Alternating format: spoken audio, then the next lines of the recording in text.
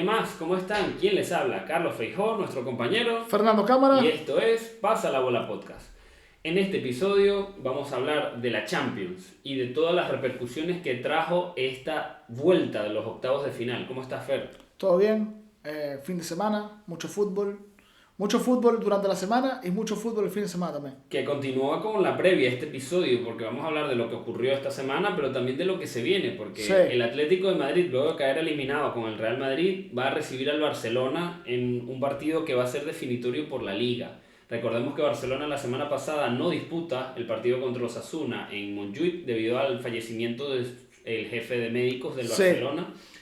Y claro, el Real Madrid gana su partido contra el Rayo Vallecano, empata al Barça con 57 puntos y el Atlético de Madrid pierde con Getafe 2-1 quedándose con 56. Sí. La liga más cerrada no puede estar. Sí, una liga que está entre tres. Normalmente siempre termina siendo entre dos porque uno de los tres se descuelga un poco. Pero está siendo entre tres, muy animada, muy reñida. Los tres equipos con cargas, lesionados. Ahora el Atlético es el único que se quedó, que está fuera de Europa. Los otros, Barcelona y Real Madrid, continúan en Europa. Y vamos a ver qué pasa de aquí a final de temporada. Un Atlético de Madrid que hasta hace nada estuvo también vivo en las tres competiciones, igual que Sí. lo está el Barcelona, igual que lo está el Real Madrid. Es una disputa interesante porque tempranamente en la Champions les toca enfrentarse al Atlético y al Real, eliminándose uno de los dos mutuamente. Pero es interesante porque esta disputa de tres ya se ha extrapolado a Europa, también se extrapola a la Copa del Rey. Sí. Han habido y habrá más enfrentamientos entre ellos que van a ser definitorios para ver quién se lleva alguno de los tres títulos y por qué no, si no los tres, que Barcelona y Real Madrid siguen en carrera. Ha sido interesante porque empieza este rush, este vertiginio de partidos intensos con el 4-4 en Montjuïc del Barcelona Atlético de Madrid por Copa. Sí. Ahora va a tocar en Liga. Tocó enfrentarse entre ellos en Champions. Atlético de Madrid, Real Madrid en la vuelta. Real Madrid gana 2-1 en el Bernabéu.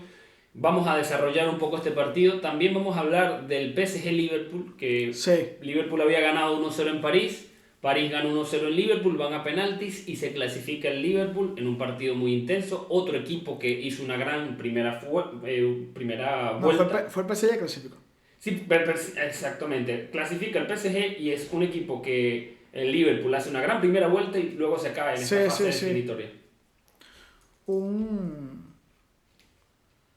Un PSG que termina siendo, no voy a decir sorpresa, pero con Luis Enrique, con el plantel actual que tiene ahorita, que no tiene tanto renombre, tiene un muy buen equipo. Pues creo que tiene un muy buen equipo, pero están apostando ya a otras cosas. No están apostando tanto, siguen apostando a la chequera, pero te das cuenta, el plantel que tiene, no hay tanta figura como si hubo en la época de Mbappé, de Neymar, de Messi. Vemos un plantel como que un equipo con más equipo que otra cosa. Yo diría que ninguna. No hay ninguna primadona en sí. Exactamente, tal cual. El ego más difícil de gestionar puede llegar a ser Dembélé. Y sin embargo, Y el respaldo de la directiva lo tiene Luis Enrique para él llevar el peso. Hace poco hablábamos de Mourinho como un entrenador que, para acaparar la atención de la prensa y la presión personalista, más que, ¿sabes? Personalizaba lo que era la presión en sí mismo, en su figura y no caerla en los jugadores. Luis Enrique hace más o menos lo mismo. Está por ese camino, tiene un equipo más entrenable. Es el más entrenable de los que quedan, en mi opinión, con menos egos, con menos figuras. Y es un equipo trabajado, un equipo que tiene muchos automatismos, que tiene a Vitinha, que tiene a Joao Neves, que se mueve muy rápido. Es que disculpa que te interrumpa, teniendo un jugador como Vitinha que te maneja prácticamente todo el mediocampo él solo entre comillas, es un jugador que te maneja el juego desde la salida, desde ese segundo pase. Si es el que va y le quita la pelota, le pide la pelota al central o al lateral y te monopoliza todo el juego.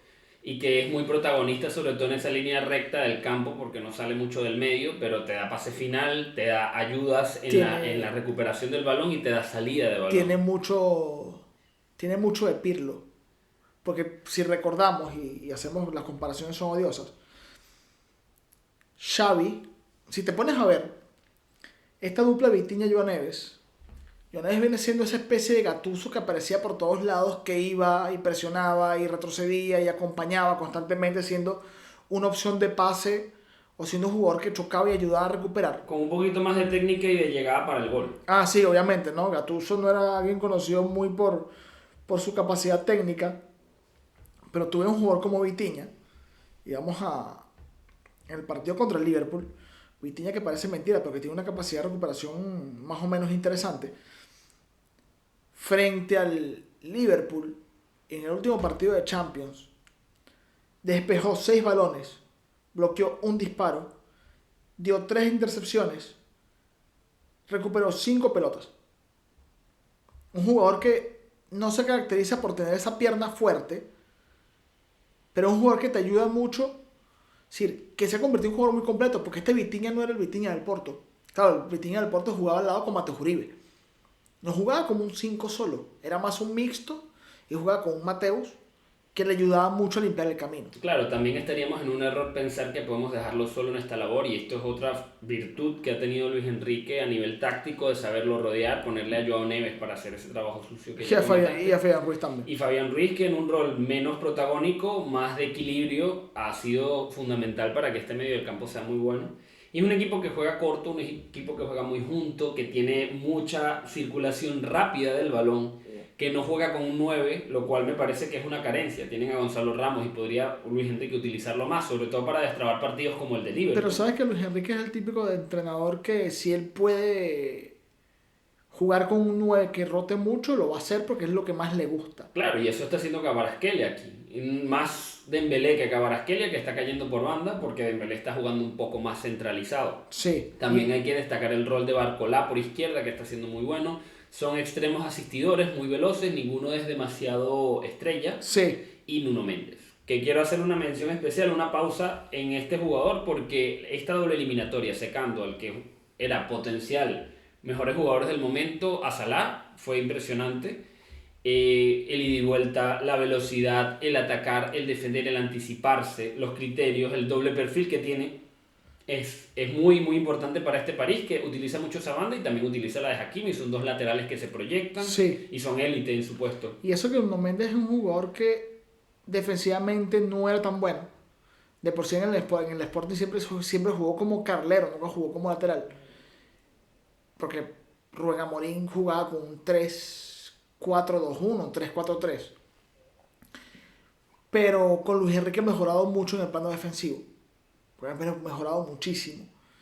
Y ha mejorado mucho en el plano técnico. Yo llegué a verlo en vivo.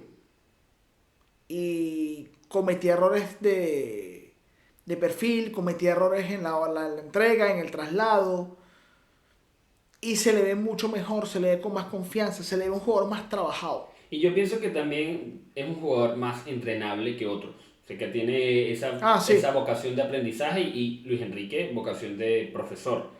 De decirle mucho al jugador: quiero esto de ti, sé que tienes esta capacidad, sé que lo puedes hacer, te lo pido y tú me lo retribuyes con un rendimiento. Y profesor de esto con látigo. Porque Luis Enrique lo que se sabe o se supo en su momento, que él se va al Barcelona por problemas en el vestuario, por su carácter. Porque claro, no es fácil. Tienes a Messi, para empezar, que por poco le cuesta el cargo en el año del triplete. Sí. Tienes a Suárez, tienes a Neymar, no es fácil. Pero Luis Enrique supo adaptarse a distintas circunstancias en ese Barça para poder sobrevivir y ganar Champions.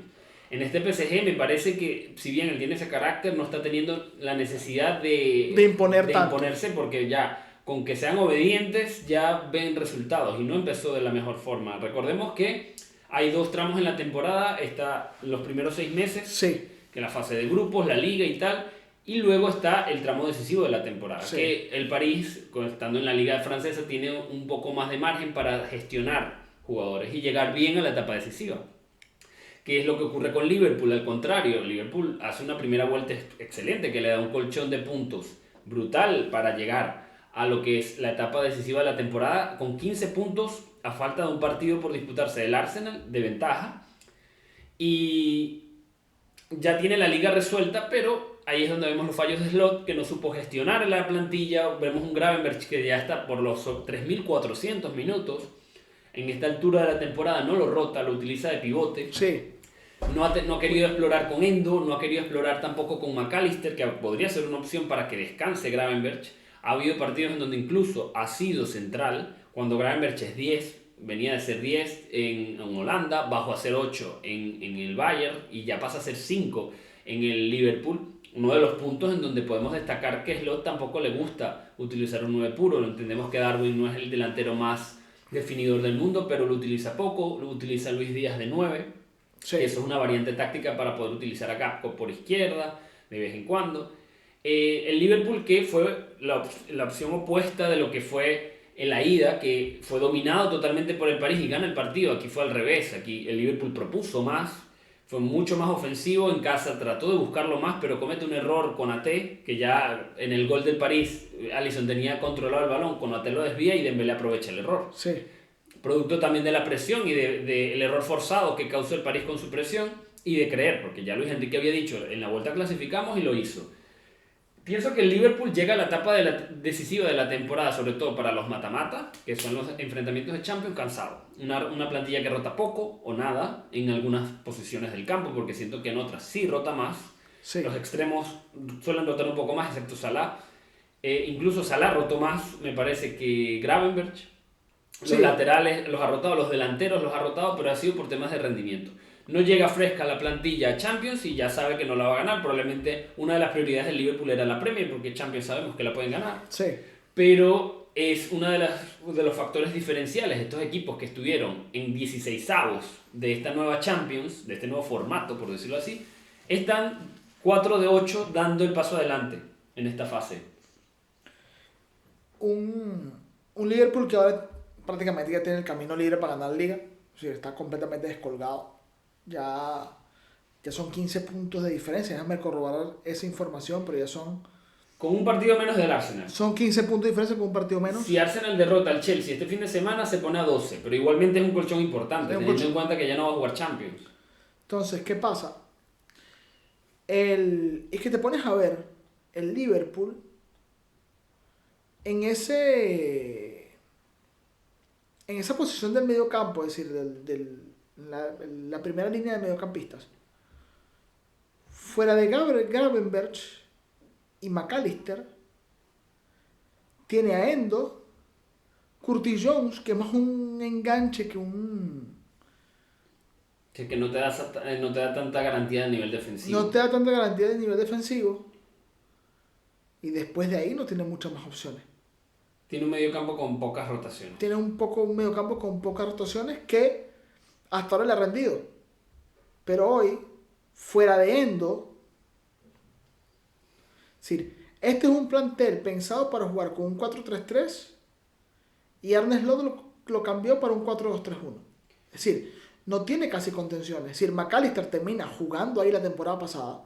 Pero que no confía en Endo tampoco, porque ya no si tienes 3 jugadores para 2 puestos, pero juegas con 2, es difícil.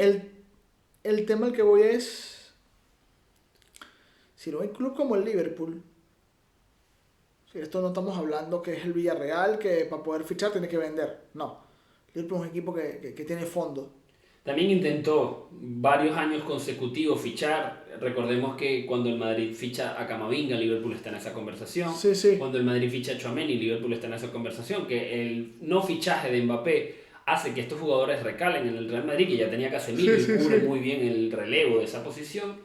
Y ahora está el caso Zubimendi, en el cual también está metido el Madrid, pero también estuvo el City, y es un jugador con 60 millones de cláusula fichable, que decidió no ir, porque prioriza quedarse en España. Entonces, no es que el Liverpool no se haya movido, es que no ha tenido la posibilidad de fichar un jugador de nivel. Y está, obviamente, juega con un doble pivote para soltar un poco más a los elementos de arriba y para que McAllister no juegue solo en esa posición.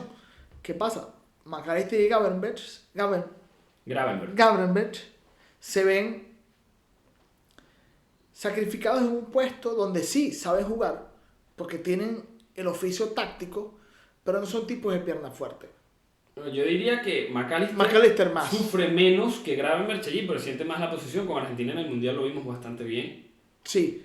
Pero sí, y que también hay que agregar otra cosa. El tema de la inestabilidad física de Jota hace que de vez en cuando Luis Díaz tenga que ocupar esa posición, Szoboszlai también adelantar sus líneas, entonces Szoboszlai también supo ser 8 en su época 4-3-3 con Klopp el año pasado. Sí. McAllister en esa línea de 3 y era un poco más natural, era un poco de no tener tanta rigidez táctica y volver un poco también a otros dibujos que te permitan rotar, porque allí Endo es mejor, no confía en Endo, lo sabemos.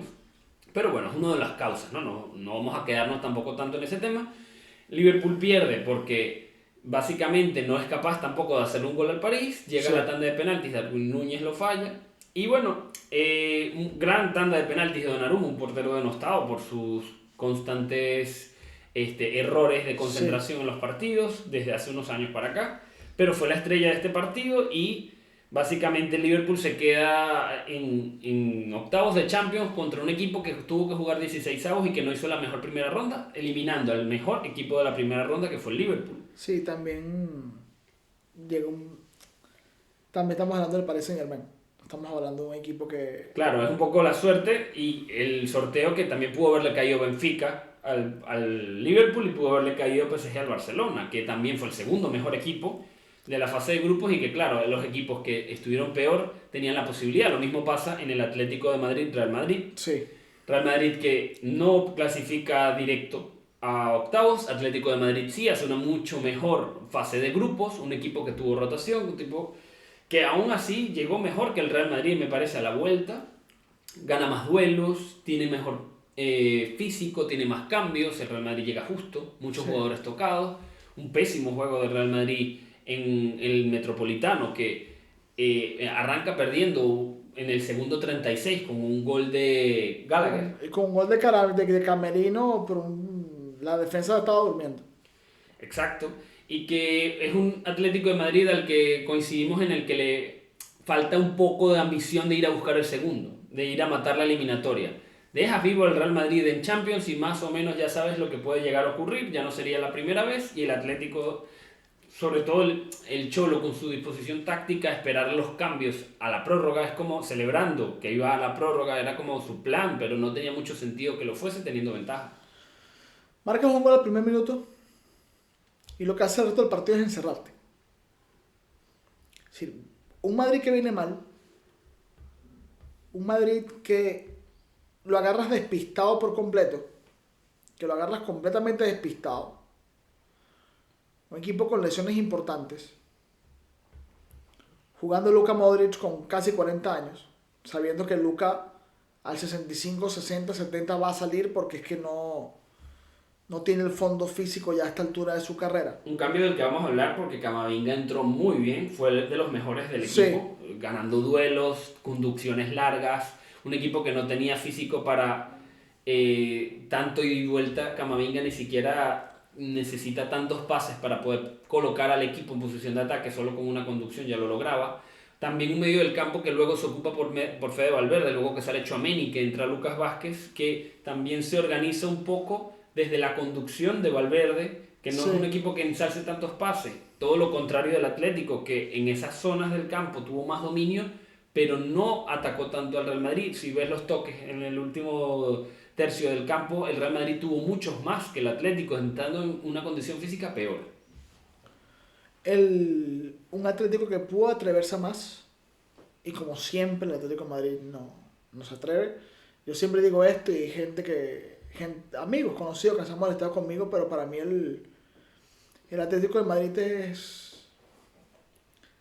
aquel equipo que fue pobre, que hoy es rico y que sigue teniendo su posición de pobreza. Sí, ese victimismo lo trae. Ese victimismo, es decir, estamos hablando de un equipo que la temporada pasada se gastó en Julián Álvarez casi 80 millones de euros, 75 para ser preciso.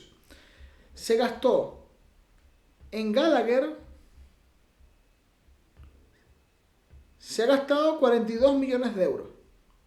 Y bueno, Julián Álvarez, Sorloth, que fueron 40 Sorloth más. Fueron 40 más. Es decir, estamos hablando de un equipo que se gastó en 3 jugadores aproximadamente casi 150 millones de euros. En 3 jugadores, de los cuales 2 son suplentes. O bueno, Sorloth es suplente Y Gallagher es jugador de rotación. Sí, pero es que a ver, es que es algo bueno que hemos destacado del Cholo en los episodios que hemos grabado esta temporada, que hemos seguido al Atlético, un Atlético que está peleando la liga. Llega el momento crítico de la temporada y ya en febrero nos cuestionamos. Normalmente el Atlético no llega vivo en todas las competiciones en este a esta tramo. altura. Robin Lenormand fue fichado en julio del año pasado, es decir, para esta temporada, 34 millones de euros. Entonces, al punto que voy, está bien que puedas perder contra el Madrid, está bien que pierdas en esta fase contra un equipo grande, pero llega un momento que las excusas ya... Sí. Y el cómo pierdes, porque teniendo esta ventaja, bueno, las excusas y la polémica vamos a hablar también, vamos a desarrollar un poco la polémica de este partido, el penalti de Julián Álvarez, Sí. la mano de Giuliano Simeone, los resbalones. Sí. No nos olvidemos de estos temas porque son interesantes. Mendy tuvo un resbalón en un punto del partido que por poco es gol del Atlético, doble resbalón en la misma jugada, el campo estaba mojado, Madrid ha tenido 2 semanas consecutivas de lluvia, recién paró hace poco. Lisboa está igual, podemos comprobar que es Lisboa así. no tanto, pero sí, ha llovido El bastante. temporal Conrad, el Sí. granizo, la lluvia afectó un poco el campo, hubo resbalones Sí. y en ese spot de penalti patea Vinicius. Este penalti que no es roja al inglés, pero que pudo haber sido roja, de eso no estamos hablando, pero es último hombre y el árbitro interpreta amarilla. Sí. Está bien, pero penalti. Vinicius la manda a la estratosfera, pero Vinicius también se resbala. ¿Qué jugadores saben más que ese spot de penalti que probablemente eligió el Atlético de Madrid para estar con su barra? Y bueno, el Madrid patea primero. Eligen uno el campo, el lado, ¿verdad? Y el otro elige patear primero. Sí. ¿Quiénes saben mejor que ese spot está resbaladizo? ¿Los jugadores del Atlético o los del Real? Uno diría, los del Atlético son locales. Pero el Real ya vio lo que hizo Vinicius.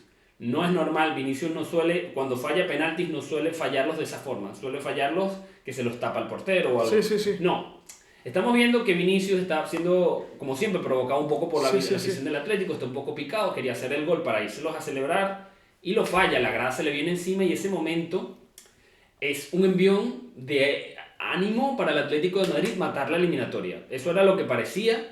Sin embargo, el Cholo ve que esa jugada de Mbappé, que fue de las pocas que tuvo 3 intervenciones buenas en el partido y no estuvo muy presente. Recordemos que también venía de una lesión, era duda para este partido. Allí, el Cholo ve, si yo concedo un poco estos 3 aviones que el Real Madrid tiene en los extremos, me matan. Allí fue donde tuvo que haber dado el paso adelante para buscar el partido y decide asustarse y, bueno, replegarse ante la amenaza, porque con una jugada Mbappé, por poco, si no le hacen ese penalti, pudo haber rematado la eliminatoria también. Se puede entender por qué el Cholo recula y prefiere jugar a esperar, porque obviamente Madrid a la contra con Vinicius y con Mbappé adelante, porque sabemos que Rodrigo se sacrifica más, pero obviamente Rodrigo por la banda lo que arranca, y Rodrigo no es un tipo tan rápido como Mbappé o como Vinicius, pero es un jugador que es rápido. Rodrigo que condiciona la eliminatoria con su gol en la ida, también bastante tempranero, pero que es sustituido por Brahim. Sí. Que luego ese rol de sacrificio le pasa factura y es sustituido por Brahim, y el Cholo que quiere, es lo que tú estás diciendo, negarle esos espacios a Vinicius y a Mbappé, que tuvieron un partido pésimo. Sí, especialmente Vinicius. Mérito del Cholo esto. Sí, pero ¿qué es lo que pasa? Llega un momento que puede, no digo que aprietes todo el partido. Es muy difícil mantener ese ritmo, tienes que dosificar esfuerzos, pero encerrarte 120 minutos. Y teniendo ventaja física, porque tienes los duelos ganados, tienes recambio, que el Madrid no tiene, tienes a Sorlo, tienes a Correa, que entran al espacio, ni siquiera tienes que concederle espacios al Madrid para tú atacar, porque el Madrid te está buscando, porque el Real Madrid tiene que hacer un gol para clasificar, y tú ya tienes el empate, que era lo que ibas a buscar inicialmente, lo tienes muy rápido, lo tienes de pronto, tal vez mentalmente no fue bueno esto para el Atlético, pero lo van a buscar. Es un tema que aunque sea la contra, debieron haber generado más. Sí. Extraño un poco de remates al arco del Atlético. Julián tuvo varios en el primer tiempo, porque Julián es un jugador bastante autónomo, también se las autogenera. Sí. Courtois tiene varias buenas tapadas allí.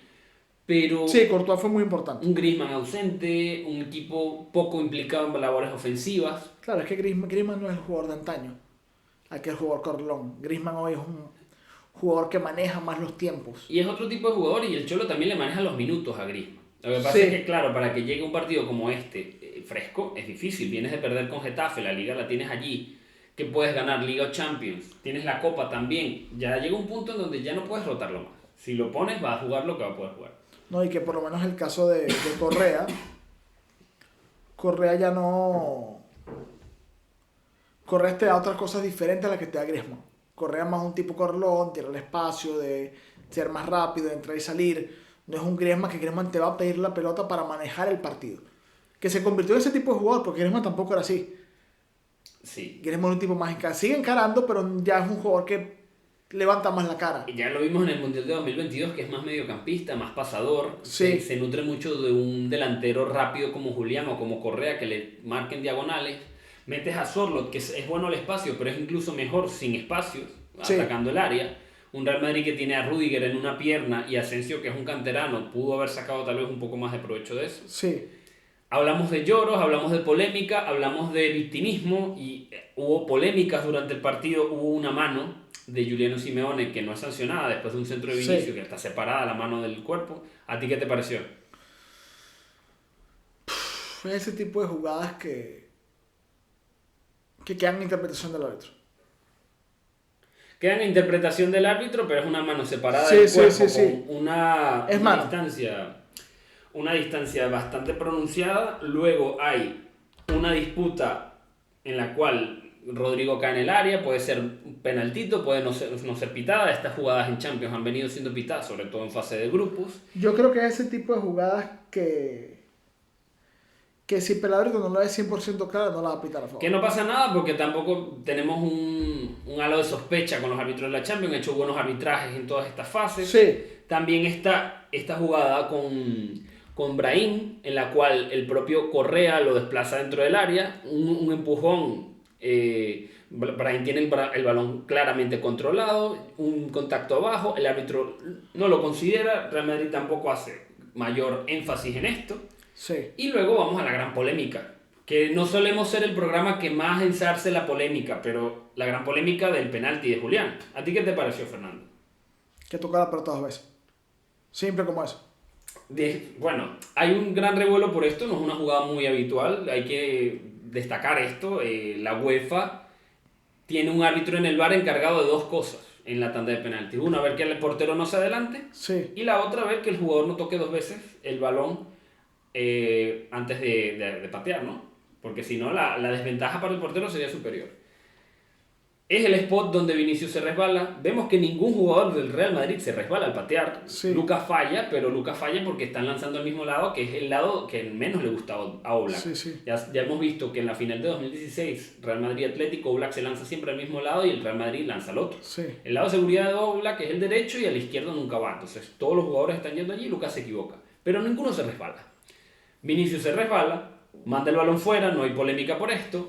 Julián se resbala y toca 2 veces, pero hay un primer toque, hay un segundo toque y está el tercero, que es el definitivo con el diestro, con el que remata.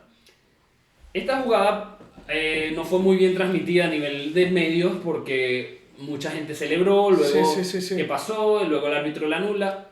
Hay un poco de desconcentración del Atlético también, porque el Cholo está viendo otra parte. El Cholo está en su trance de locura, caminando sin ver los penaltis, no sé qué. No están pendientes de lo que ocurre. Sí. Lo dejan a un tema místico y no van a increpar al árbitro para que la vea en el VAR. Me pareció llamativo porque es una jugada que el árbitro tiene que ir a ver. Se supone que el juez es el que manda en el campo y tendría que ser más inquisitivo en ese tipo de jugadas. No, simplemente el VAR le comunica, la toca 2 veces y el árbitro sanciona. Allí nadie del Atlético presiona. Sí. En cambio los del Madrid, por ejemplo, Mbappé vio que algo raro ocurría en transmisión en vivo. Un Agüero también comenta, lo logré ver por internet, que algo raro le había pasado a Julián, porque son futbolistas, saben de esto. Alguna vez les habrá pasado.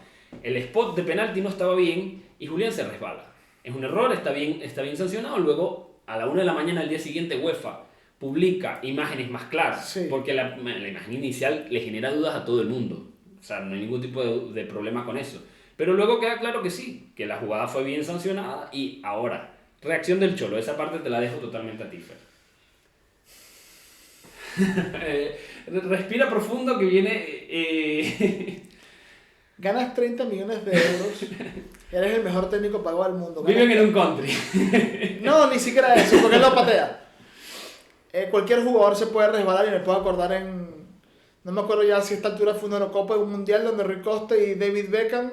Fue la Eurocopa del 2004. Todavía creo que la pelota, es decir, el estadio del Benfica queda en una zona, casualmente se llama Benfica, y del otro lado del estadio hay unos edificios, unos conjuntos residenciales que son recientes, que si no me equivoco ahí estaba el antiguo estadio del Benfica. Bueno, creo que la pelota que pateó Rui Costa quedó enterrada dentro de esa construcción, porque la mandó, la botó el estadio. En ese momento nada, falló, el penal lo falló. Hay una cosa que es que lo del Cholo en el Atlético de Madrid es meritorio de poder ser el tercer equipo en disputa en una liga bipolar, ¿ok? En una liga donde el Barcelona y el Madrid vienen gobernándola fácilmente desde el 2002, que llegó un momento durante 15 años, más o menos aproximadamente, donde ganaba el Barça o ganaba el Madrid. Bueno, ya en intervalo está el Valencia en 2004. Estuvo el Valencia, estuvo la Real Sociedad, el Deportivo de La Coruña la ganó sí, en pero 2001. el Real Sociedad, el Real no ganó. Quedó segundo. Ganó el Deportivo de La Coruña en su momento, aquel Super Deport con Irureta, era un equipazo. Que ahora está en segunda división. Que ahora está en segunda división. El Cholo llega en una época, llega un año, donde el Atlético estaba peleando de descenso. Donde el Cholo fue ídolo, aún es ídolo. Pero como jugador en su momento fue un jugador muy importante. Venía del Inter, venía de jugar muy bien en Italia también. Y el Cholo, como entrenador, había tenido una carrera con muchos altibajos. Porque había estado en River, había estado en Racing, había estado en el Catania, que el Catania tenía como 18 argentinos. Era la versión italo-argentina del Barcelona de Van Gaal, que tenía como 9 holandeses. O del Valencia, que le decían el equipo Che también. Exactamente. El Valencia de Kempes. El Valencia de Kempes, exactamente. ¿Qué pasa? Llega el Cholo. Llega un año que el Atlético estaba a punto del descenso. Creo que el técnico de ese equipo, si no me equivoco, era Gregorio Manzano. Si no me equivoco. Que también en algún momento dirigió a Juan Arango en el Mallorca. Ese equipo se salva del descenso. Como jugador, dice. ¿Cómo? Como jugador, el Cholo. No, como entrenador. Okay. Cuando llega ahorita hace unos 15 años. 2012-2013, es la temporada que llega a la final de Copa contra el Real Madrid, que la gana. Y gana la Europa League también ese año. La Europa League la gana, si no me equivoco. Se termina convirtiendo, en estos años le gana 2 ligas al Barcelona de Madrid, cosa que no es sencilla en España. Porque también cabe recordar que llega en la época dorada del Real Madrid con Cristiano Ronaldo y con Modric y con Toni Kroos todos en su prime. Y el Barcelona con Messi, y del Barcelona Iniesta, Messi, Suárez, Xavi. Iniesta. Y luego gana. Eso es meritorio. En una liga donde sabemos que el Barcelona y el Madrid, además de un tema económico, a nivel deportivo tienen mucho más peso. Un poquito mérito también de que el Barça les da una mano, ¿no? Con esta venta fácil de Villa, que fue un delantero clave en esa liga que gana, y luego la otra liga con un Suárez que, bueno, le da la peor versión o el último buen año de un Villa y de un Suárez. Sí. El Barça también, para sacárselos de encima, se los da al Atlético, que es un rival directo. Eso no es común. Eso no es común. Pero no vamos a entrar en eso en este capítulo. Pero más allá de eso, yo creo que ya basta de jugar siempre a la víctima. Si llega un momento que tú tienes que creerte tu propia evolución. Tú tienes que creerte de lo que tú... Si tú cuando ves el plantel del Atlético de Madrid, y se lo comentaba a uno en un grupo de WhatsApp, unos amigos, con el que uno de ellos tuvo una discusión. ¿Tú sabes cuál es la calidad de un equipo? Dependiendo de la cantidad de internacionales que tiene en su plantel. Jan Oblak, titular con Eslovenia. Arquerazo, top mundial. Top mundial. Nahuel Molina, lateral derecho, titular de Argentina. Campeón del mundo. José María Jiménez, titular con Uruguay. No estamos hablando que es titular con Trinidad y Tobago. Estamos hablando de una de las mejores selecciones del mundo. Y fácilmente top 3 de Sudamérica. Christian Lenglet, que en su momento fue top 10 del mundo. Fácilmente. Bueno, no está en su mejor momento. Ahí al Lenglet, yo veo mejor a Lenormand, que viene que es suplente del Lenglet, que viene a ser campeón de Europa con España. Pero bueno, Lenormand viene a ser campeón y es titular, es internacional español. Reinildo, sí, es cierto. Mozambique, pero tranquilamente puede jugar con Portugal. El lateral izquierdo es un tema... Es un tema bastante delicado, ok. Porque Galán tampoco, al rendimiento lo pone para seguridad defensiva. Galán juega la ida y él es un roto contra Sí. Rodrigo. Llorente, Canterano del Real. canterano del Real Madrid. Sí, que Rodrigo de Paul, titular con Argentina. campeón del mundo. Sí. Gallagher, titular con Inglaterra, parte de la selección inglesa. Julián Álvarez, titular con Argentina. Sorloth, miembro de la selección de Noruega. Griezmann, campeón Griezmann es el motorcito de Francia. Que no, que ya se retiró de Francia, pero que sí. Julián Álvarez, campeón del mundo, que es un plantillón, sí. Tienes muy buen plantel, como para que estés a esta altura con las llorantinas buscando las excusas. Y que viene con un poco más de físico, con mayor salud, venía con una amplitud de plantilla para rotar mejor, que tuvo mayor físico, ganó duelos. A veces, mira, Momentos del partido, las sensaciones era que el Atlético pudo haber dado algo más. cuando un club deportivo se quiere convertir en una dinastía o pasar a llamarse un club grande, tiene que dar un golpe sobre la mesa. Y llámese darle golpe sobre la mesa, voltearla. Y creértela. ¿Por qué creértela? Y también un poco de suerte, ¿no? Porque que te toque Real Madrid en octavos también, pero es un poco de personalidad también. Es como, Sí, eliminas al Madrid quien también después... Es cierto, ahí está la Aston Villa, le tocó el Brujas. Claro, al que le toca el Brujas iba a pasar. Ya le va a tocar París. Le va a tocar el PSG. Contra un viejo conocido además, porque le toca jugar al enfrentarse a un Emery. Bueno, Fernando, aprovecho eso que acabas de mencionar para hablar de los emparejamientos de cuartos Sí. de final que van a ser bastante interesantes, ¿no? Porque a Aston Villa le toca a París, como bien acabamos de comentar, un duelo interesante. Dibu Martínez, arquero de la selección argentina, campeón del mundo, juega en Aston Villa. Y Unai Emery tiene a Monchi de director deportivo. Y recordemos que esta dupla ya con el Sevilla ganó 3 Europa League seguidas, o 4, ya no recuerdo. Y Unai Emery sabe que es jugar en Europa, aunque ya que haya sido en Europa League, sabe lo que es este contexto. Y es un entrenador pragmático que también sabe jugar en largo, que sabe jugar con balón y tener paciencia, sabe jugar sin balón. Y un Aston Villa que tiene un plantel peleón.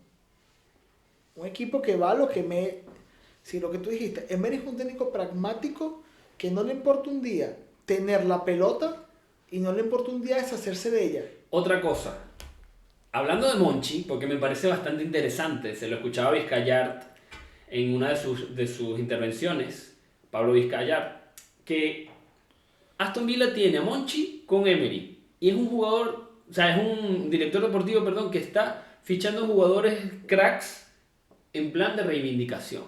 Jugadores que quieren demostrar porque son buenos jugadores. Tiene a Rashford, Sí. tiene a Marco Asensio, que no jugó bien en el Paris Saint-Germain y está ahora en el Aston Villa, y que tienen esa hambre de reivindicarse. Esto no le quita favoritismo al Paris Saint-Germain, que viene muy bien y que es un rival claramente superior al Aston Villa, Sí. que tampoco está teniendo la mejor temporada del mundo en la Premier, porque es un entrenador Emery también para este tipo de fases, no es un entrenador tan bueno en la regularidad de la liga, pero ya logró meter al Aston Villa en Champions quedando cuarto. Con el Sevilla era más fácil que él clasificase a la Champions ganando Sí. Europa League que clasificando por quedar O cuarto. hasta en España, inclusive, quedando 4-0 fácilmente. Pero tenemos que es un equipo interesante armado en base a jugadores mucho más económicos, un equipo con menos presupuesto, este sí, y que podría dar la sorpresa contra un París que proyecta todo, porque parece ser el mejor equipo de Europa ahora, como también lo pareció el Liverpool. Esto es muy relativo, no hay un equipo que esté imponiéndose demasiado sobre los demás. A mí me parece que Barcelona un poco, pero vamos a ver a Barcelona contra también el Borussia Dortmund, que ya se enfrentaron en fase de grupos, Sí. y que es un rival complicado. A mí me parece que Barcelona va a clasificar, es favorito. Un pero Dortmund que sufrió un poquito con el Lille. Con el Lille, porque sufrió un poquito. Pero, ojo, que el Dortmund tiene muy buen plantel. Que tiene un buen plantel. Con un Julian Brandt en modo director de orquesta. Yo creo que Barcelona va a pasar igualmente por un tema de jerarquía y por un tema, pero no deja de ser un partido complicado. Si no me equivoco, déjame la vuelta, la ida va a ser en Barcelona, la vuelta va a ser en Alemania. Ojo, los emparejamientos de Champions. Sí. Me parece que estos dos que acabamos de mencionar, Aston Villa, PSG y el Barça contra el Dortmund son los más dispares. Barcelona y PSG son claramente favoritos. Aston Villa va octavo en la Premier League. Octavo va Aston Villa en la Premier League. Y el Borussia Dortmund va décimo en la Bundesliga. Sí.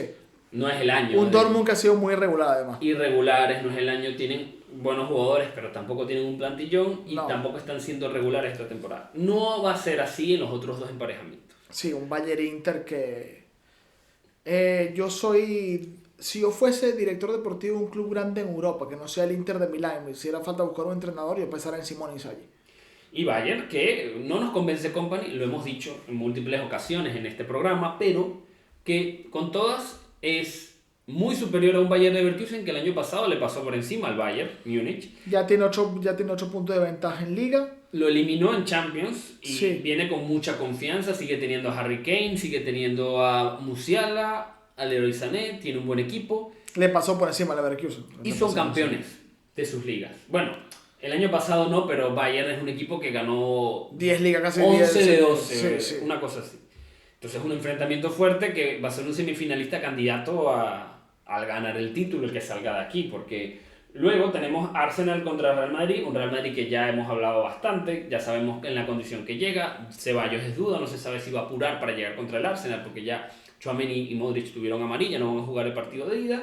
Y un Arsenal que está segundo en una Premier bastante lejos del Liverpool, pero que es un equipo bastante constante. Que puede enfocarse solamente en Champions en esta fasecita. Puede enfocarse en Champions, nunca la ha ganado.